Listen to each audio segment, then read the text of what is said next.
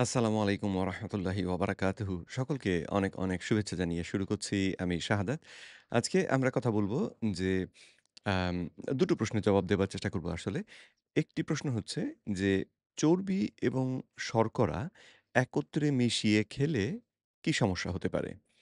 এ বিষয়ে ২ রকমের ধারণা প্রচলিত আছে এবং সেজন্যে অনেকের জন্য এটা খুব বিভ্রান্তিকর হয়ে দাঁড়ায়।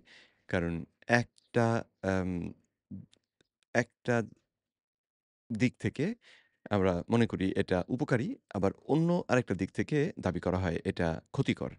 তো আসলে শেষ পর্যন্ত কোনটা বেশি গুরুত্বপূর্ণ সে বিষয়ে আলোচনা করব। আর ২য় যে প্রশ্নের জবাব দেব সেটি হচ্ছে যে যাদের গল ব্লাডার নেই, পিত্তথলি যাদের কোনো কারণে কেটে বাদ দেয়া হয়েছে, তারা কেটোজেনিক ডায়েট করতে গেলে বা হাই ফ্যাট ভিত্তিক ডায়েট করতে গেলে কিভাবে করবেন? কিভাবে করাটা নিরাপদ হবে? তো অ্যাম আমার পরিচয় চট করে একটুখানি দিয়ে রাখি। আমি ২০২০ সালে অ্যাডভান্সড কিটোজেনিক নিউট্রিশন ট্রেনিং সম্পন্ন করেছি আমেরিকান নিউট্রিশন অ্যাসোসিয়েশন থেকে এবং তারপরে এই বিষয়ে আমার লেখাপড়া চালিয়ে গিয়েছি। বাংলাদেশ থেকে টাইপ 2 ডায়াবেটিসটাকে নির্মূল করা আমার একটি স্বপ্ন এবং সেই স্বপ্নকে বাস্তবায়নের লক্ষ্যে আমি কাজ করে যাচ্ছি এবং লেখাপড়া করে যাচ্ছি। তো আজকে আপনাদের সামনে যে তথ্য উপস্থাপন করব, সেগুলো আ এই শিক্ষার ভিত্তিতেই হবে। এই তথ্যগুলো কোনটাই আমার নিজের আবিষ্কৃত তথ্য নয়। এইগুলো আমি অন্য বিশেষজ্ঞদের কাছ থেকে শিখেছি এবং আপনাদের সামনে তাই উপস্থাপন করব। তো চলুন তাহলে অ্যাম ১ম প্রশ্নটি নিয়ে কথা বলা শুরু করি। যে অনেকেই এরকম গবেষণার দাবি দেখে থাকবেন, যেখানে দাবি করা হয়েছে যে চর্বি এবং শর্করা একত্রে মিশিয়ে খেলে আমাদের রক্তে যে গ্লুকোজ ঢুকে পড়ার পরিমাণটা বা গ্লুকোজ শোষণের পরিমাণটা কমে যায়। তো সেদিক থেকে হিসেব করলে অনেকে দাবি করেন যে এটা তাহলে উপকারী। আবার আমি আপনাদেরকে অ্যাম বারেই নিষেধ করেছি যে শর্করা এবং চর্বিকে একত্রে মিশিয়ে খাওয়া যাবে না। কারণ এতে দেহের ক্ষতি হয় সবথেকে বেশি। তো তাহলে অ্যাম এই দুটো কথা তো মনে হচ্ছে যে পরস্পর বিরোধী। চলুন তাহলে একটু বোঝার চেষ্টা করি।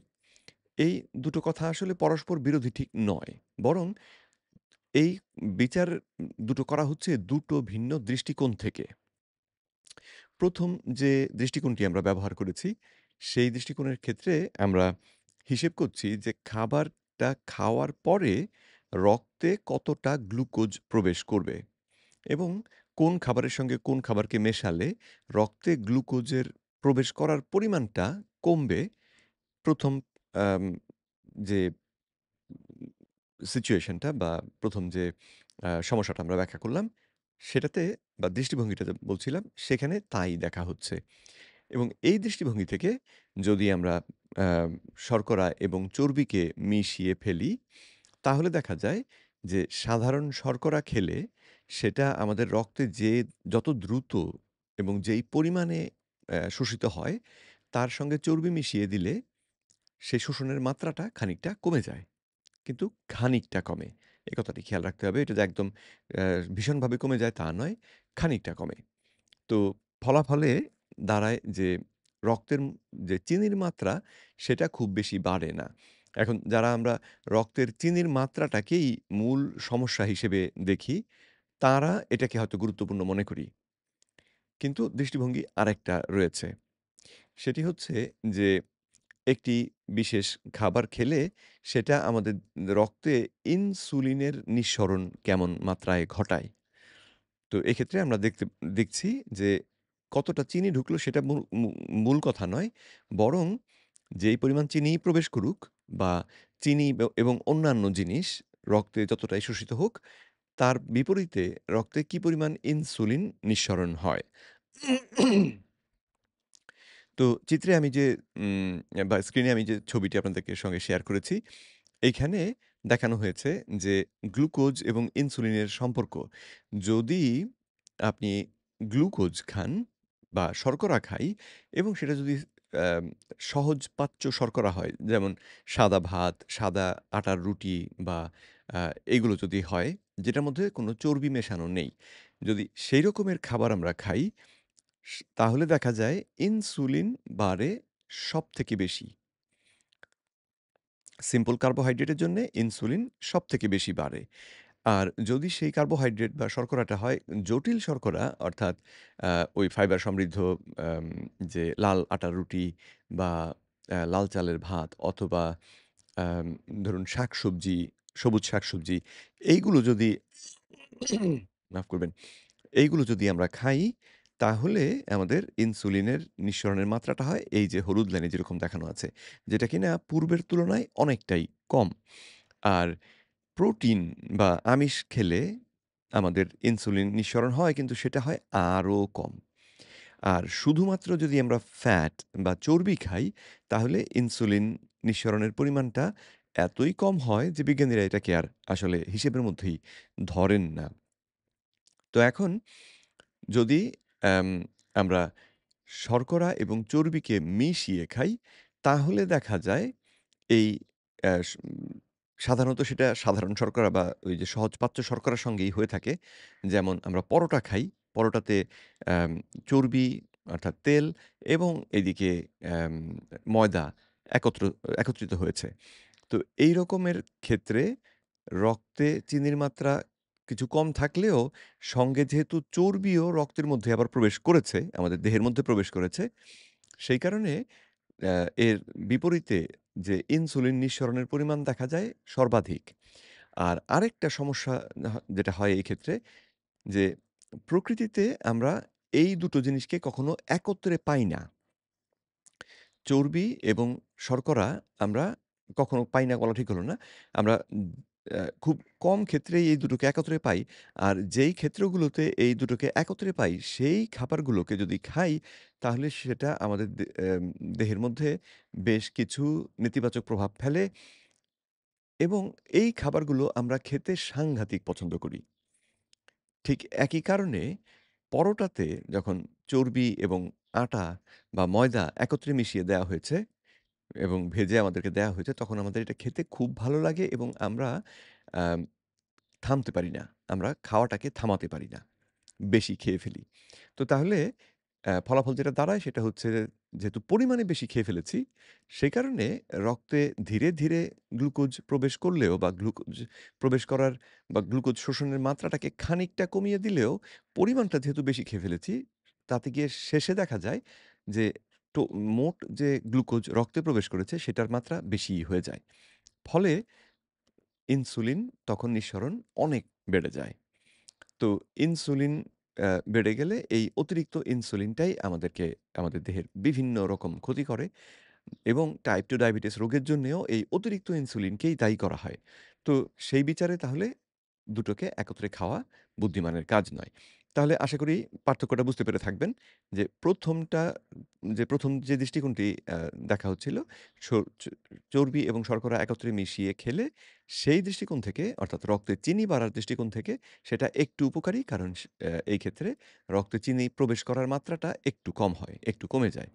কিন্তু ইনসুলিনের যে দৃষ্টিকোণ এবং স্যাটাইটি বা ক্ষুধা নিবৃত্তির যে দৃষ্টিকোণ আছে, সেই দৃষ্টিকোণগুলো থেকে বিচার করলে এটা তারপরেও করণীয় নয়। কারণ হচ্ছে এটা করলে প্রথমত ইনসুলিনের নিঃসরণের মাত্রা বাড়ে।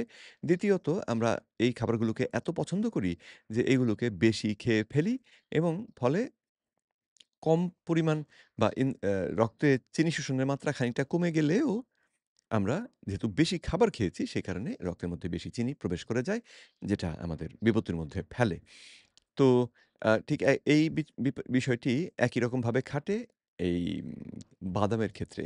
বাদাম, তারপরে দুধ, তারপরে এইরকম যে খাবারগুলো দেখবেন সেগুলোতে যখন শর্করা এবং চর্বি একত্রে আসে, তখন সেটাকে আমরা খেতে খুব পছন্দ করি এবং সেগুলো আমাদের দেহের মধ্যে কতগুলো প্রভাব বিস্তার করে যেগুলো কিনা একটা সময়ে হয়তো আমাদের জন্য উপকারী। দুধ যেমন শিশুকালে উপকারী। কিন্তু বড় হয়ে যাওয়ার পরে সেটা খেলে আমাদের জন্যে উপকারের থেকে ক্ষতি বেশি হয়। তো এ বিষয়ে আম আমি তো আমার মতামত দিলাম বা আমি যা শিখেছি সেটা আপনাদেরকে বললাম। কিন্তু এই কথাগুলোর সপক্ষে একেবারে সলিড যে আ এর গবেষণা ভিত্তিক এভিডেন্স সেটা তো এখনো দেখাইনি। সুতরাং অনেকেই হয়তো ভাববেন যে এটা আমার ব্যক্তিগত মতামত। তো সেই সমস্যাটিকে সমাধান করার জন্যে আমি একজন আসলেই এই বিষয়ে যিনি এক্সপার্ট ইনফেক্ট ২ জন যারা এই বিষয়গুলোতে বিশেষজ্ঞ, এইরকম ২ জনের মতামত আপনাদেরকে চট করে একবার দেখিয়ে দিই। ১ম এ আসছেন প্রফেসর বেন বিকম্যান, ব্রিঘাম ইয়ং ইউনিভার্সিটির প্রফেসর এবং একজন মেটাবলিক সায়েন্টিস্ট। তিনি ইনসুলিন এবং ফ্যাট কি করে আমাদের দেহে এগুলো কাজ করে এবং আমাদের দেহের ক্ষেত্রে প্রভাব ফেলে, সেই বিষয় নিয়ে বহু বছর থেকে গবেষণা করছেন এবং তিনি এখন আমাদেরকে বুঝিয়ে বলবেন যে আ শর্করা এবং চর্বি মিশিয়ে খাওয়াটা যে বিপজ্জনক, চলুন আমরা তার মুখ থেকেই শুনে আসি। Now, as you add refined starches and fat, that is a hell of a mix. Yeah, so high sugar and high fat. That's something we want to be very careful with, and yet that's the thing that we would love more than anything else to put in our mouths. শুনলেন, তিনি বললেন যে সহজপাচ্য শর্করা এবং চর্বি এই দুটোকে একত্রে যদি আমরা গ্রহণ করি তাহলে সেটা আমাদের দেহের জন্যে সবচেয়ে ভয়ংকর প্রভাব ফেলে। আ এবং অ্যাম অথচ মজার ব্যাপার হচ্ছে যে এই দুটোকে একত্রেই আমরা খেতে সবথেকে ভালোবাসি। তো তার মুখ থেকে শুনলেন। এবারে চলুন আমরা আ ইউকের একজন বিশেষজ্ঞ আ ডক্টর জোয়ি হারকম্ব তার মুখ থেকে শুনি এই বিষয়টি সম্পর্কে।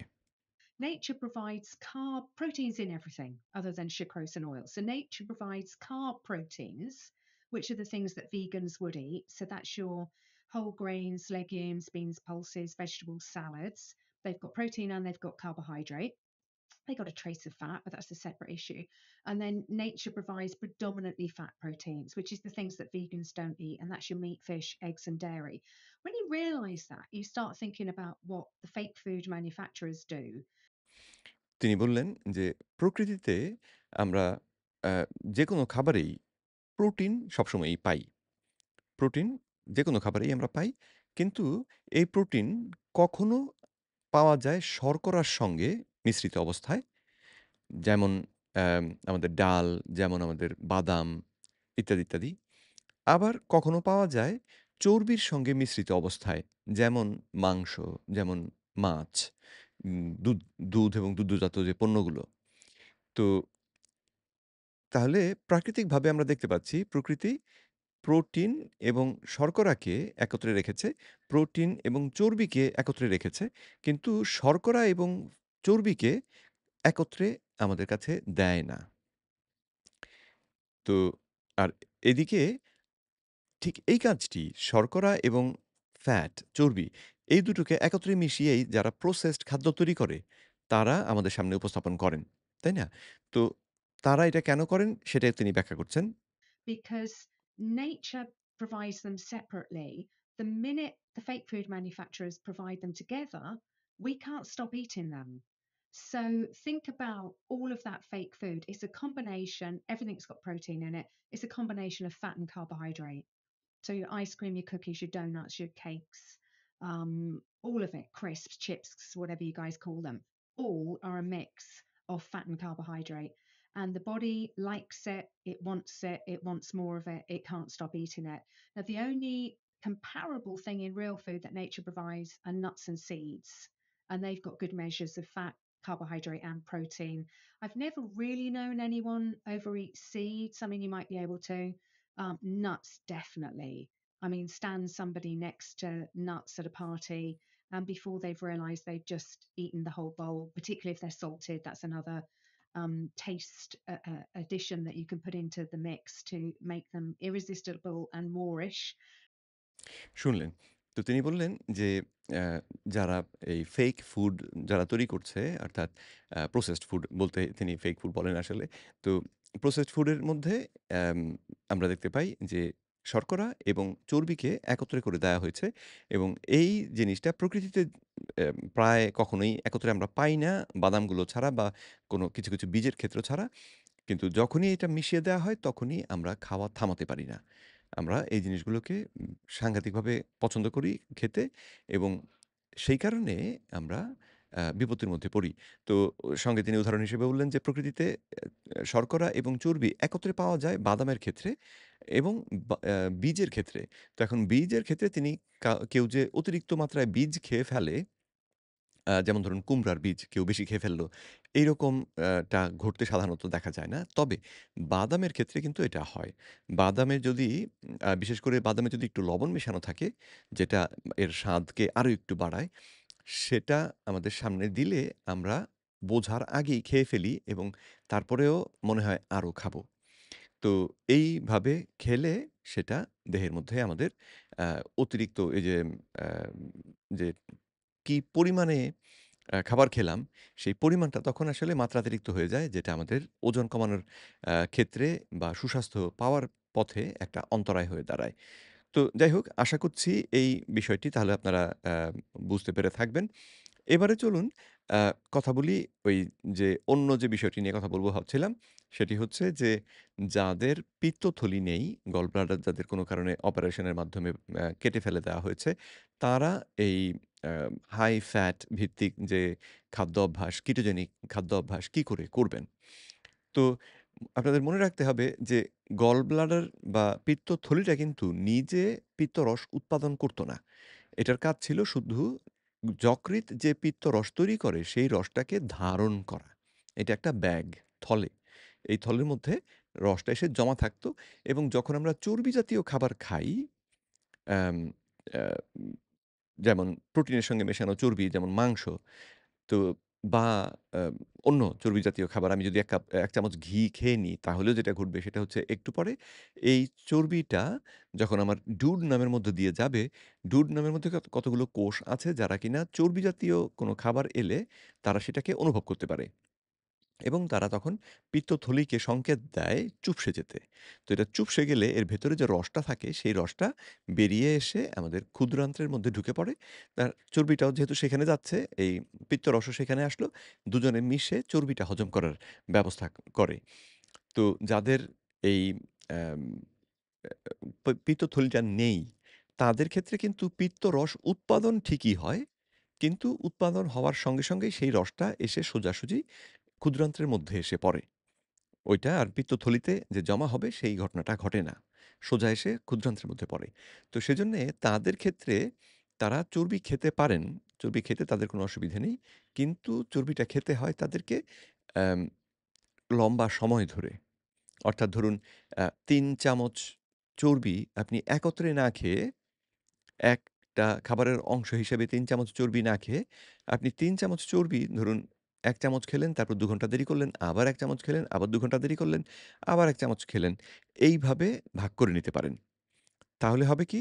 আপনি অল্প মাত্রায় যে চর্বি খেয়েছেন, এই চর্বিটাকে হজম করার জন্যে পিত্তরস যতটা প্রয়োজন সেটা ধীরে, ধীরে এসে এটার হজমের কাজটা করে দেবে। আবার এরপরে আপনি আরেক চামচ খেলে আবার নতুন যে রস আসছে সেটা এটাকে হজমের কাজ করবে। কিন্তু একসঙ্গে বেশি খেয়ে ফেললে, একসঙ্গে আপনি যদি ৩ চামচ খেয়ে ফেলেন, তাহলে দেখা যাবে যে ক্ষুদ্রান্ত্রের মধ্যে যেই পরিমাণ পিত্তরস রয়েছে সেটা তাৎক্ষণিকভাবে এই এতটা চর্বিকে হজম করতে পারবে না। আর যদি চর্বি হজম ঠিকমতো না হয় পেটে, তাহলে আমাদের পাতলা পায়খানা হয়ে এই চর্বিটা দেহ থেকে বেরিয়ে যায়। তো সেজন্যে যদি মাত্রাতিরিক্ত খেয়ে ফেলেন, তাদের হয়তো পেটে কামড় দিয়ে অ্যাম আ হবে, পাতলা পায়খানা হবে এবং দেহ থেকে সেটা বেরিয়ে যাবে। অন্য যে বিশেষ কোনো ক্ষতি হবে তা নয়। তবে যদি ভালো খাবার খাই, ধরুন মাংস খেলাম আর মাংসের এই সঙ্গে বাটার মিশিয়ে খেলাম। আর এই অতিরিক্ত বাটার খাওয়ার কারণে দেখা গেল যে আমার পেটে সেটা হজম হলো না এবং মাংসটাই খাবারটা পায়খানা হিসেবে বেরিয়ে গেল। তাহলে তো উপকার কম পেলাম। তো অ্যাম আর প্রোটিন এবং ফ্যাট মিশিয়ে খেলে সেটা আবার অনেকটা উপকার হয় আমাদের। তো পিত্তরসটা এসে যখন এটাকে হজম করার কাজ করে, এই হজমের কাজটা আরো ভালো হয় এবং এই অ্যাম ভাবে হজম হওয়া খাবার দেখা যায় আমাদের দেহে শোষণ ভালো হয় এবং সেই শোষিত আ যে পুষ্টিকণাগুলো আমাদের দেহের বিভিন্ন অঙ্গে যথাযথভাবে ব্যবহৃত হতে পারে। তো যাই হোক, মূল যে বিষয়টি নিয়ে বা যে প্রশ্নের জবাব দিচ্ছিলাম সেটা হচ্ছে যে যদি কারো আ পিত্তথলি কেটে বাদ দেয়া হয়ে থাকে, তারা চর্বি খেতে পারবেন। কিন্তু আপনাদেরকে সময়টা বাড়িয়ে নিয়ে চর্বিটা খেতে হবে। কারণ নয়তো আপনাদের মানে বেশি যদি হয়ে যায় তাহলে পেট খারাপ হয়ে আপনার ম্যাম পায়খানা হয়ে জিনিসটা দেহ থেকে বেরিয়ে যাবে। তো আম আশা করছি তাহলে এই বিষয়ের উত্তর আপনারা পেয়ে গেলেন। এই দুটো প্রশ্ন সম্প্রতি আমি এক ভাই এবং এক বোনের কাছ থেকে পেয়েছিলাম। তারা বারবার এই প্রশ্নগুলো করছিলেন। সেজন্য আমি ভাবলাম এই প্রশ্নের উত্তর একটি ভিডিও আকারে যদি করে দেই তাহলে আপনাদের অনেকেরই হয়তো উপকার হবে। তো যাই হোক আজকে এইখানেই শেষ করব। পরবর্তী ভিডিওতে আবার দেখা হবে সেই আশা রাখছি। ভিডিওটি ভালো লেগে থাকলে লাইক এবং শেয়ার করতে ভুলবেন না এবং পরবর্তীতে দেখা হবে সেই আশা রেখে বিদায় নিচ্ছি। আসসালামু আলাইকুম।